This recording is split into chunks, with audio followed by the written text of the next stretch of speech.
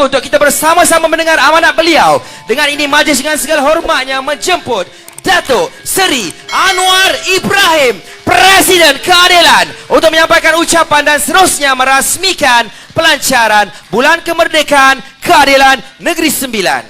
Assalamualaikum warahmatullahi wabarakatuh. Salam sejahtera. Alhamdulillah nahmadu wa nusalli ala rasulil karim. Pengacara, penganjur majlis, Sulma Keyek dan Cikgu Yusof, ahli Majlis Mesyuarat Kerajaan Negeri, ahli yang berhormat, rakan-rakan yang saya muliakan.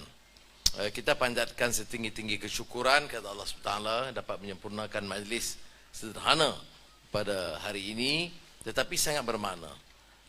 Michael Ye mengingatkan kita juga bahawa hari ini hari ketetapan yang dibuat oleh para sahabat kemudiannya untuk menetapkan tahun baru Islam. Itu disebut awal Muharram tahun Hijrah. Ini satu-satunya pendirian untuk agama yang menetapkan tarikh penghijrahan, tarikh mula meningkat tahap perjuangan sebagai tarikh awal, tidak tarikh hari lahir. Dalam semua sistem lain yang menetapkan hari permulaan tahun, ya, baik dari Zoroastrian sampai Christian era, semua ikut tarikh hari lahir. Hari lahir kata mereka Nabi Isa, maka jadi tahun Masih. Tetapi Islam menetapkan tarikh bertapaknya permulaan perubahan perjuangan. Ya. Hijrah ini hijratun Nabi Muhammad sallallahu alaihi wasallam dari Makkah Al-Mukarramah ke Yathrib, nama awal Madinah Al-Munawwarah, itu meninggalkan sistem lama yang zalim, meninggalkan sistem yang mengamalkan faham kabilah, tribal, perkauman sempit, penghinaan terhadap kelas, golongan atasan dengan golongan bawahan, jenayah yang berleluasa. Jadi ini mana ditinggalkan dan dia bawa satu sistem baru. Ini maknanya hijrah, ya. Bukan saja soal hijrah atau pindah. Hijrah itu pindah daripada Mekah ke Madinah, ya. Baik, saya nak sebut juga bahawa berlakunya hijrah ini peranan ramai. Betul Nabi Muhammad SAW dengan wahyu, tapi peranan anak muda. Ingat, perubahan itu berlaku dengan peranan anak muda Sayyidina Ali bin Abi Talib. Pengorbanannya, kesetiaannya, keberaniannya, kepintarannya. Pemuda, saya nak ringkaskan. Peranan sahabat yang setia, Abu Bakar yang dipanggil Siddiq, kerana kesetiaannya, taatnya dan keyakinan kepada pimpinan dan Rasulullah SAW. Orang yang dewasa, maknanya ada orang tua, ada anak muda. Peranan wanita, ini kadang-kadang dalam tazkirah kita selalu peranan wanita ada peranan. Tak betul. Asma binti Abu Bakar itu satu wanita yang diberi kepercayaan, menyimpan rahsia, membantu persiapan awal Rasulullah SAW. Ya. Baik, ada wanita, ada anak muda, ada sahabat yang setia, yang dewasa. Ada peranan bukan Islam. Ada orang kata ini bukan Islam, tak ada peranan. Tak betul. Dalam hijrah ini seorang yang bernama Abdullah ibni Abu Uraiqah, seorang bukan Islam yang dipercayai membantu Rasul dari segi logistik, kerana dia ni pakar dari segi jalan, nak ke belakang bukit dan gunung dan jalan, melindungi daripada perjalanan biasa yang diketahui dan dipantau oleh golongan Quraisy yang zalim, yang menindas, yang membenci perubahan yang dibawa oleh Rasulullah SAW, baik dari segi akidah atau akhlak. Maka ada peranan. Jadi sudah, sebab itu dalam Islam kita rasa selesa. Bercakap hijrah, ada peranan anak muda, ada peranan orang tua yang sahabat setia, ada peranan wanita, ada peranan yang bukan Islam. Maka berlakulah hijratun Nabi Muhammad SAW. Ya. Maknanya dari keadaan yang lama kepada apa yang masyarakat, bukan masyarakat baru, progresif, demokratik, tidak. Dia sebut ecumenical. Ekonomi kemakmuran asas keyakinan, akhlaknya kuat, moralnya kuat, kepercayaan pada keyakinan agamanya kuat. Ini yang membentuk mereka menjadi solidariti baru. Tetapi dia tidak hanya terima. Ada orang kata sistem kita ini nak ubah sikit-sikit lah. Kalau dulu rasuah banyak, sekarang rasuah sikit. Kalau dulu tolong orang sikit, sekarang tolong orang banyak sikit. Tak ada. Dia mesti systemic change. Bahawa hijrah itu bermakna transformasi politik, sosial dan ekonomi. Meninggalkan kebobrokan sistem yang zalim, yang menindas, yang memperkaya golongan kecil dan memiskinkan golongan ramai. Itu yang disebut the Jahiliyah Society of Makkah Al-Mukarramah. Ini kadang-kadang kita lihat hanya hijrah dari satu sudut. Hijrah ini systemic change. Itu yang disebut bukan setakat robah, tetapi mesti ada niat par excellence. Kalau nak robah sikit-sikit, buat apa susah payah? Masuk penjara, keluar penjara, kena tekan, kena buang kerja. Ya, nak robah sikit. Bila dapat kuasa, lebih kurang saja. Tidak. Dia mesti systemic change. Mesti transform. Ini yang disebut islah. Perubahan yang benar-benar bermakna. Ya. Ini disebut keinginan itqan fil amal untuk mencapai apa yang disebut par excellence. Apakah mungkin dalam dunia begini? Mungkin kalau kita berikan semangat yang kental dan jitu dari awal. Ya, ada kemungkinan kalau politik kita ini tidak hanya simpang siur, siapa berkuasa, siapa nak rebut, kompromi apa, jawatan menteri mana, jawatan JLC mana. Dia mestilah bertunjangkan kepada prinsip yang luhur, membawa kebaikan kepada sistem dan kepada rakyat. Ini mudah-mudahan kita boleh usahakan dengan latihan, dengan kefahaman. Kita lihat umpamanya umat Islam, jangan fikir yang bukan Islam, yang Islam ini. Dr. Rafi'i dia arif sikit bab ini. Yang Islam sahaja, berapa ramai yang benar-benar menghayati semangat hijrah Nabi Muhammad SAW.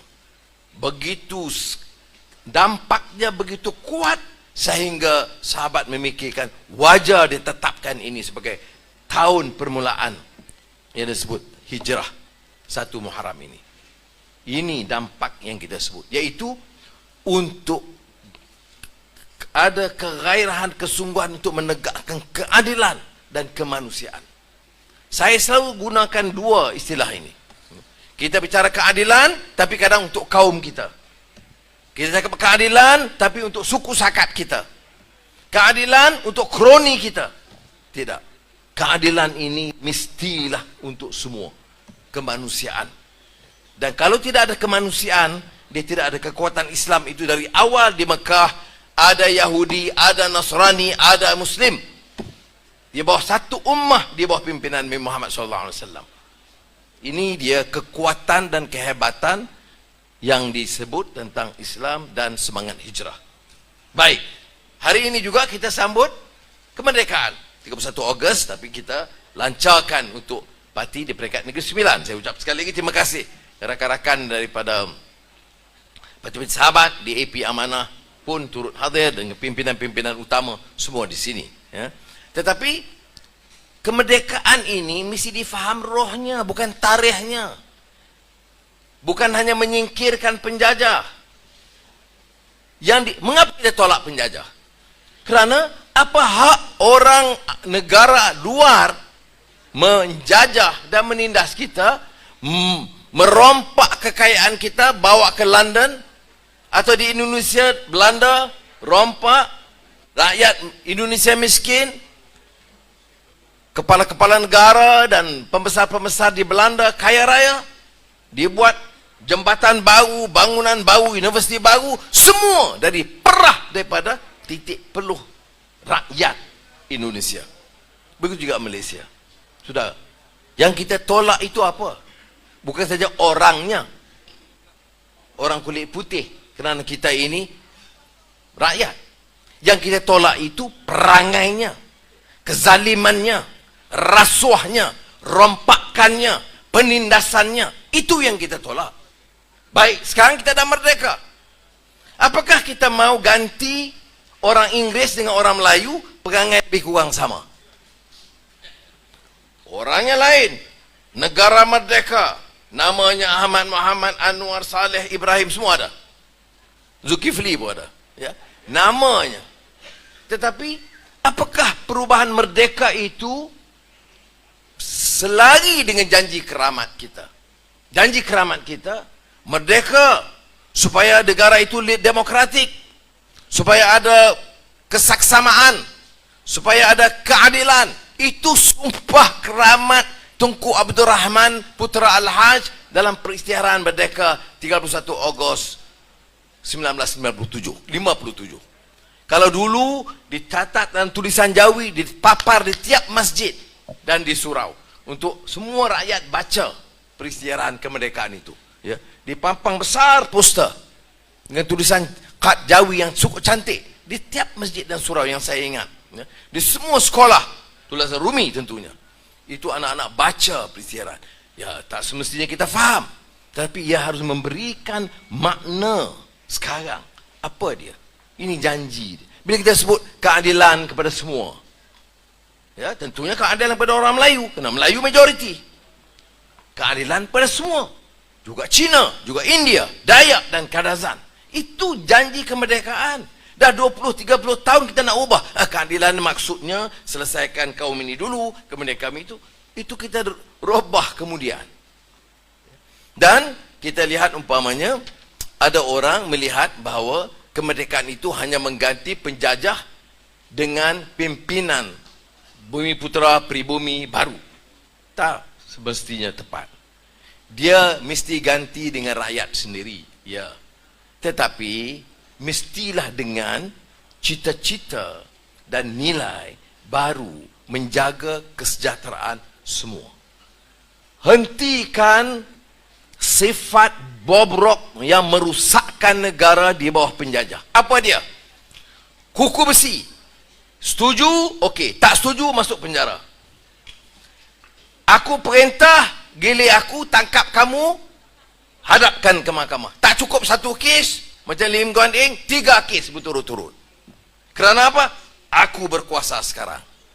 Saudara, sistem penjajah ini, siapa berkuasa, dia pegang undang-undang. Merdeka menjanjikan negara hukum yang tunduk pada hukum, bukan tunduk pada orang. Memang sukar. Sebab itu kita harus merasa terdedah dan terdidik dengan kefahaman baru ini. Ekonomi. Kita tolak penjajah kerana ekonomi ini dikuasai oleh segelintir orang berkuasa dengan kroni-kroni mereka, keluarga mereka dan kawan-kawan taman lamat, semua kaya. Rakyat yang petani miskin terbiar. Tidak ada usaha. Tidak ada sekolah desa. Di luar bandar tidak ada sekolah pasal itu. Ada sekolah-sekolah di bandar. Ada sekolah luar bandar memang daif. Dilatih anak Melayu menjadi kerani. Itu sebelum mereka. Apakah tidak ada perubahan? Ada. Apakah tidak ada sekolah di luar bandar? Ada. Saya bukan datang untuk menafikan, mengatakan dalam sepanjang 63 tahun merdeka tidak ada perubahan. Ada. Tetapi kita nak nilai dari sudut janji kita. Matang sebagai satu negara yang demokratik. Kita janji ekonomi kesaksamaan. Tetapi kita lihat jurang kaya dan maha kaya dengan miskin terus melebar. Dulu kita kata Cina kaya. Ada orang masih cakap sama sekarang, Cina semua kaya. Dia pergi patut belah lukut ni, dia tengok Cina semua kaya ke tidak. Ini tak faham betul. Ada Cina kaya. Dan memang jurang memang diakui.